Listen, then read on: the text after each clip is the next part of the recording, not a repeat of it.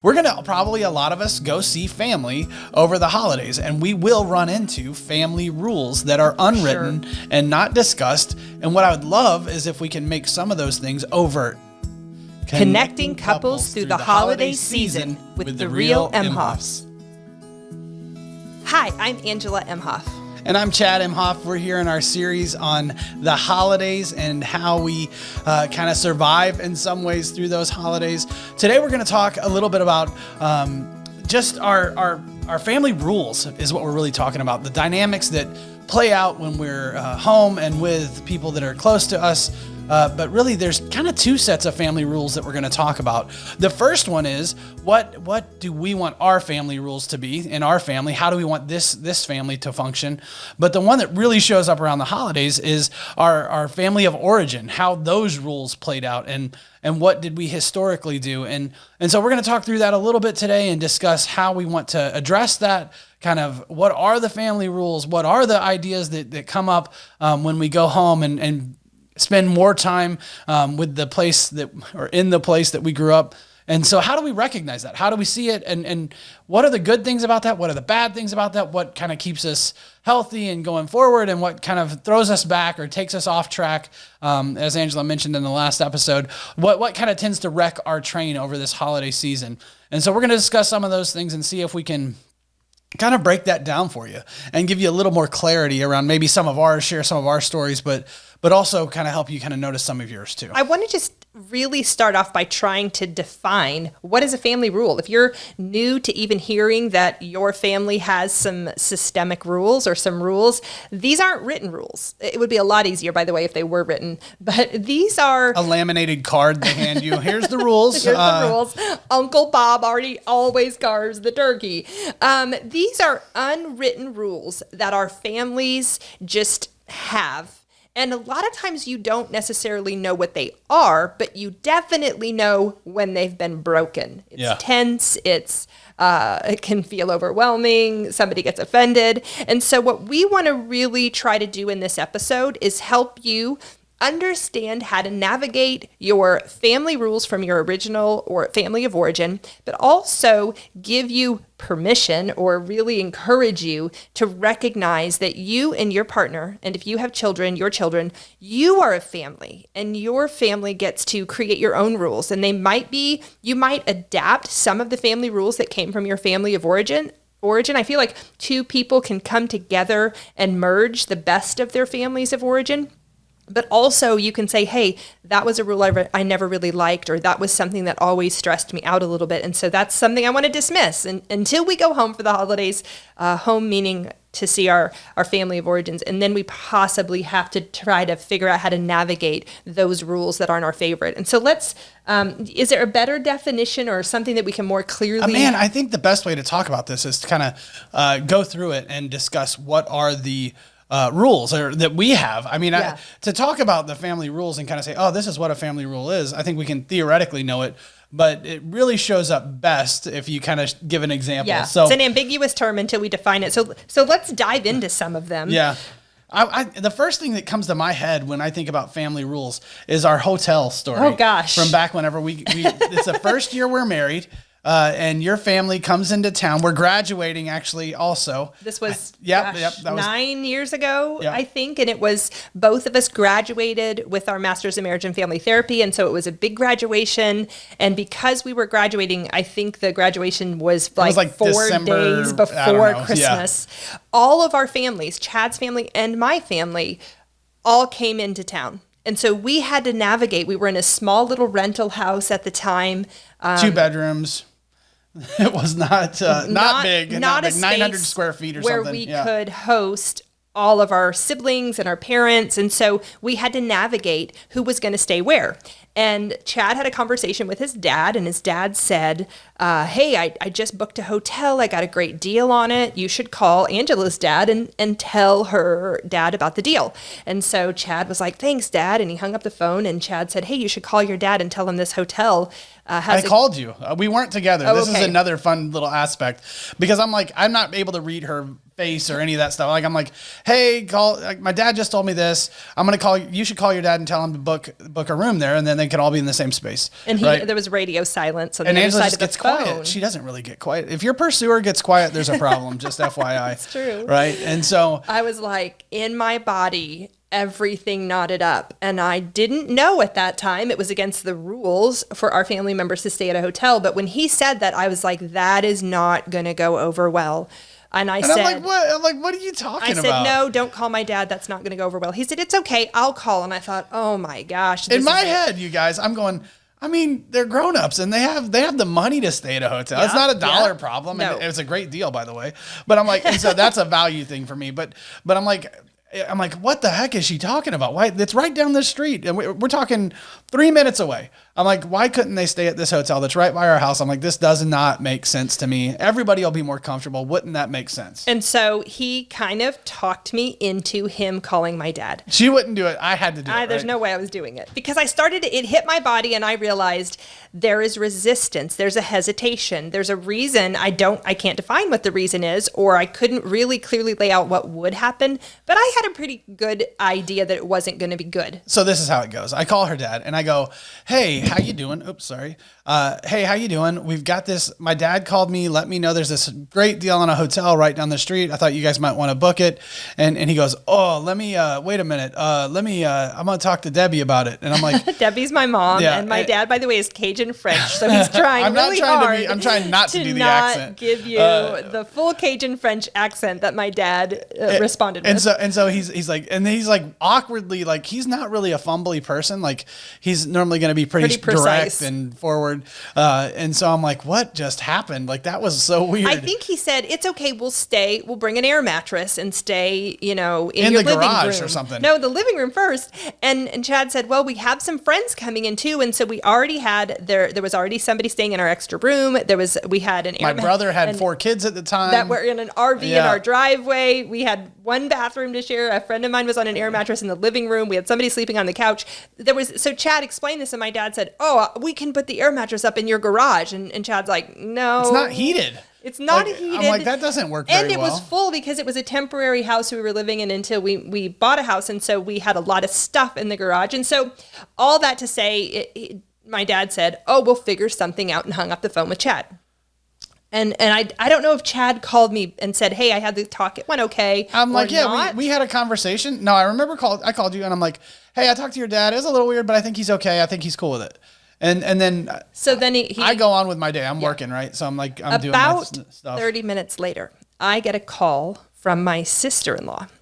And I'm like, uh-oh, here it comes. And so my sister-in-law calls and said, hey, I just talked to your brother, her husband. I just talked to your brother who talked to your mother, who heard from your father, and they want to know why they're not welcome in your home.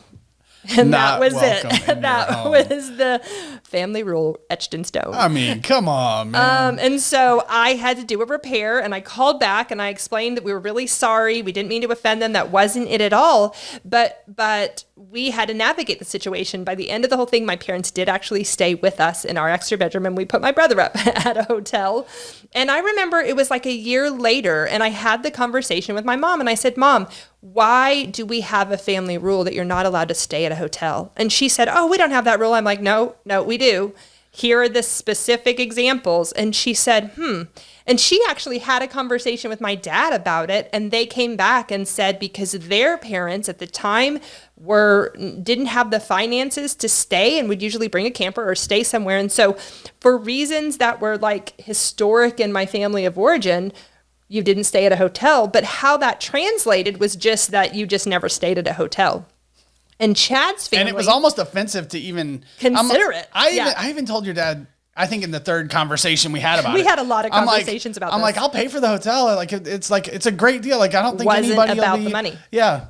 But literally the origin was money, right? Like we didn't have the money and hotels, were more expensive probably back in the day. So it's like, now it's like... the money wasn't really the issue for anybody. It was this like, oh my gosh, we don't do that. And now we're not welcome. And now we're going to have, and it was just, And Gosh. so here is the reason Yeah. we even bring up that example, because Chad's family of origin actually enjoys staying at hotels when they go on vacations or holidays. It's like this Yeah. fun thing. You get a free breakfast, you play in the pool. It's almost like the part you look forward to, which he and I have adapted in our family. Avery loves staying at hotels. She's like, She's like, I want to go to the I hotel. want to stay at a hotel and swim in the pool and get the Yep. free yogurt and bagels for breakfast Or whatever, yeah. And so Waffles. She that likes was the waffles. something we had Yeah. to really work through, is that how we navigate when we go on vacation. Can we stay at a hotel? Is the extended family going to be offended, or can we work with them? And it was one of those things that came up. We really started having a conversation around, wow, I didn't know this. What other family rules exist that we don't know? And we really started to have a conversation, which is what we're pitching to you in this episode. And we'll give a couple more examples, but our connect point in just a little bit is really going to be, can you identify a few of your family of origin rules? And it could be like, for us, we say the hotel one is possibly not a silly one, because man, when it happens, it feels really tense, but it's a more lighthearted one than some of the other family rules that we'll talk about around, like, whose turn is it for you to come visit and extend it. So the goal is, even as we pitch the hotel one, ask yourself, does my family of origin have a rule around where we stay, how we stay, what we do? Yeah. Would it be better for you to stay on an air mattress on the kitchen floor than to get a hotel? If so, you might have an unwritten family rule. Yep. So I'm saying that because I think it's a good example, like you said, of what are some of our family rules, and we've got lots of other family kind of unwritten, unspoken kind of truths. I like I'm going to give one more quick example, but of that, there's a story about a ham bone, right? Like, we cook a ham, right. It's a good one. and we.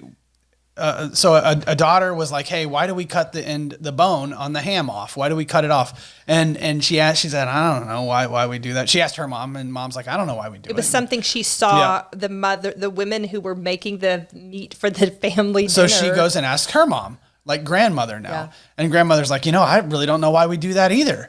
Well, then luckily they had their great grandmother still alive. And so they go to great grandmother, and they're kind of like, at this point, all of them kind of wondering, like, why is there a reason? Cut the end off is the there ham? a reason to cut the end of the ham bone, kind of like cut it the way we do? And so they go to great grandmother, and great grandmother goes, "Oh, because it won't fit in the pot." Right. And it's like, wait a second. So for 4 generations, maybe 60 years, we've been cutting ham bones, and we don't know why. And so it's like, why are we doing some of the things that we do? And when we don't do it, by the way, so I wouldn't be shocked if that great granddaughter wasn't still cutting the ham bone, because it feels wrong to not. Right? There's a reason we do it. It's what you've always seen. Yes. It's what you've always experienced. It just is. We just go with it. Even with knowledge of, hey, we have this family rule that says don't stay at the hotel, or we have this family rule that says you need to cut the ham bone, even though we have a bigger pot now.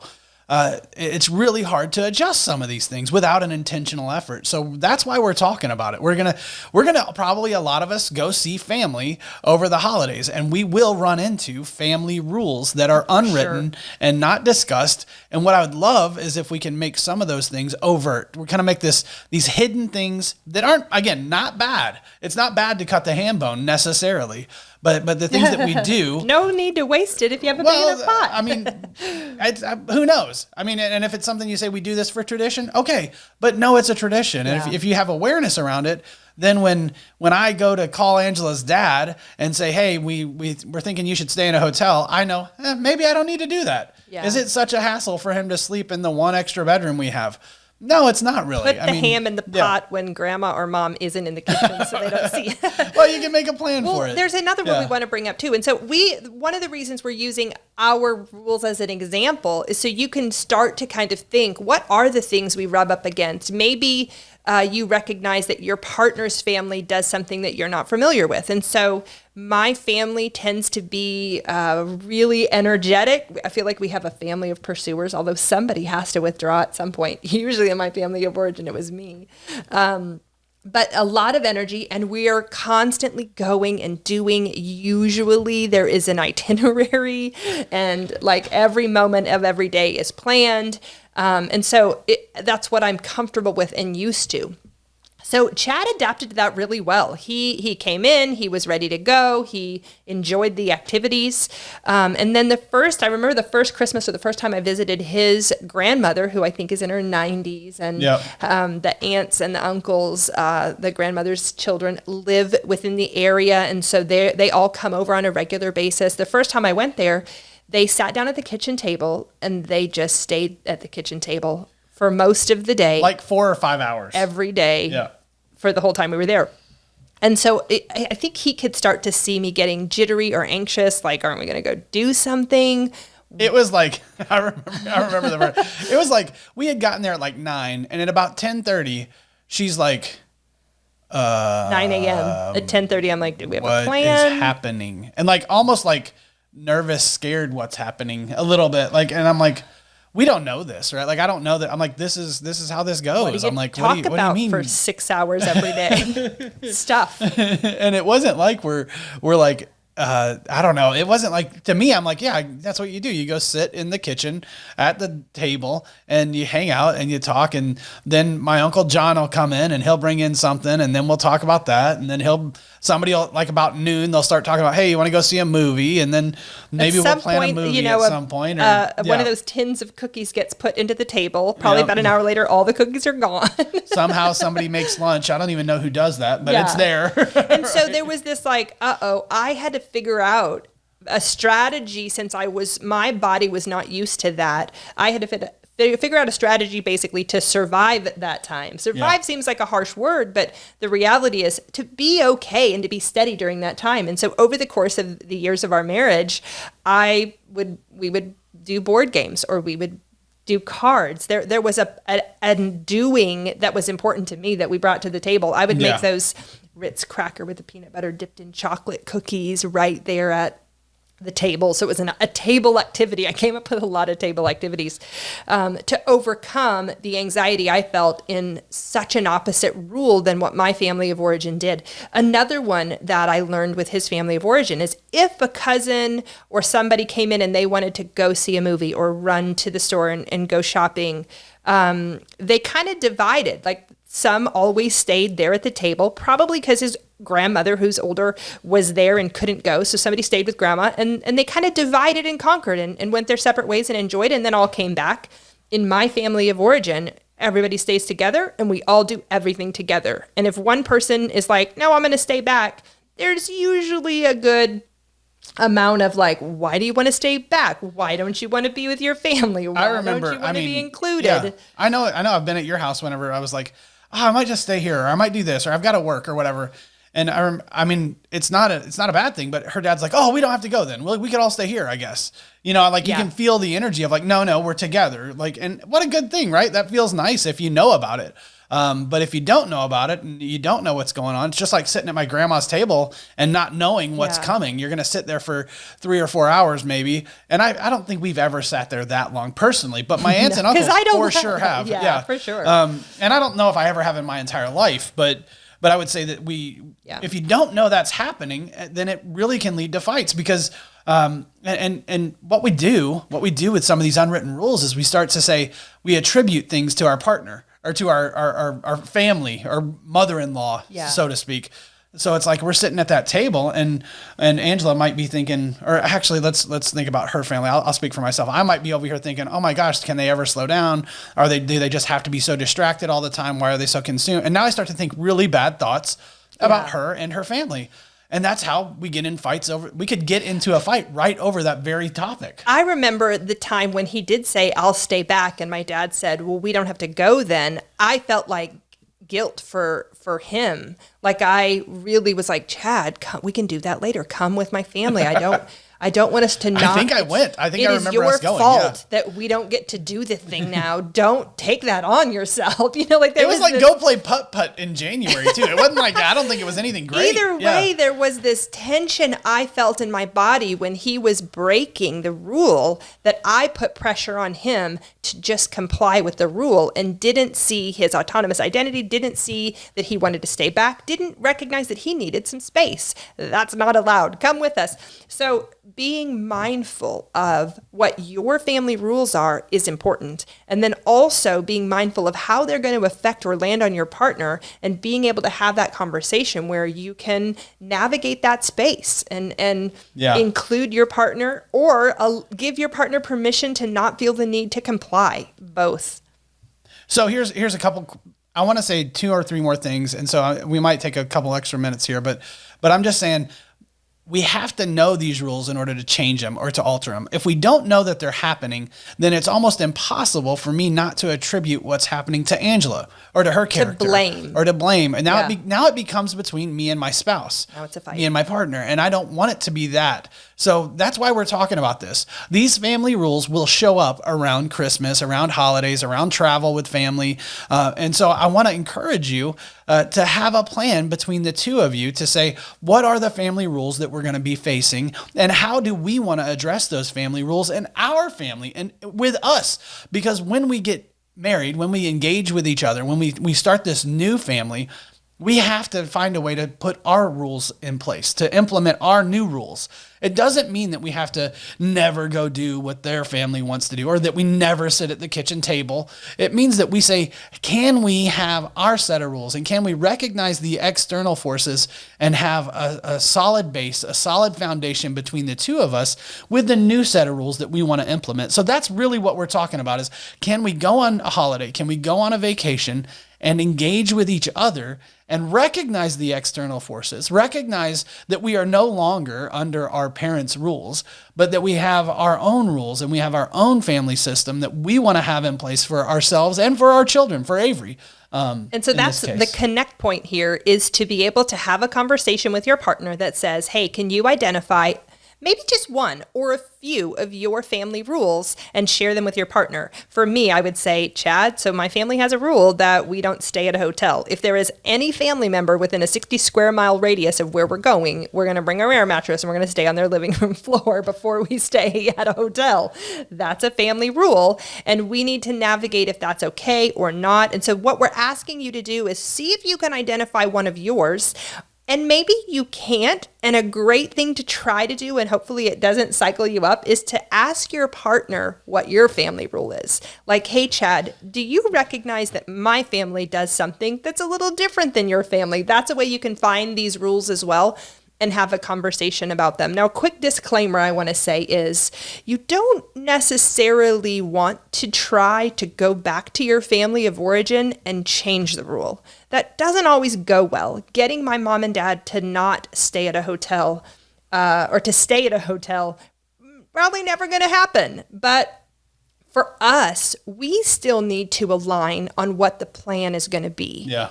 And what is healthy for our relationship, and what we're okay with going along with, and what we as a family, as this nuclear family, need to kind of take a stand for and say, we know this is what you guys do, but we've chosen to do something different, and we're going to stand up for that. You will probably get pushback from your family of origin if you start, straying from some of those family rules. If you don't cut the ham bone off, there's going to be a comment. Well, don't you know you need to cut the ham bone off? And you can say, actually, my pot's big enough, so we leave it on.